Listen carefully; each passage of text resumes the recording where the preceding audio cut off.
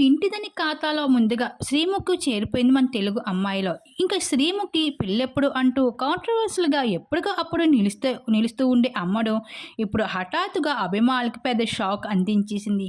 ఇప్పటి వరకు శ్రీముఖి టెంపుల్స్ అలిన తీర్థయాత్రలు అంటూ తన కాలక్షేపం ఎక్కువగా వాటిలోనే తీర్చుకుంటూ ఉంటుంది. అటువంటి శ్రీముఖి డబుల్ మీనింగ్ డైలాగ్స్‌తో కాకుండా పంచ్ డైలాగ్స్‌తో ఎంతోమందిని ఆకట్టుకుంటూ వచ్చింది. అలా అప్పుడు ఇంకా ఇప్పుడు వన్ ఆఫ్ ద టాప్ యాంకర్స్‌లో ఒకరుగా మన తెలుగులో 'సుమ' తర్వాత శ్రీముఖి అనే చేరిపోయింది చెప్పడంలో డౌటే లేదు. అటువంటి శ్రీముఖి పెళ్ళెప్పుడు అంటూ నెటిజన్స్ అడుగుతున్న ప్రశ్నలపై గతంలో తను ఒక వ్యాలంటైన్స్ డే రోజు ఫ్లవర్ బొకేతో పట్టుకొని అభిమానుల ముందుకు వచ్చి ఈ రోజున గుర్తుపెట్టుకోండి మళ్ళీ మనం మాట్లాడుకుందాం అంటూ ఒక స్వీట్ సర్ప్రైజ్‌ని అయితే తన పోస్ట్ రూపంలో షేర్ చేసుకుంది. ఇంకా అక్కడితో మొదలు హఠాత్తుగా ఇప్పుడు సింహాచలం దర్శనం ఇచ్చేసింది. అది కూడా ఒక యాంకర్ అండ్ బిగ్ బాస్ కంటెస్టెంట్‌తో కలిసి.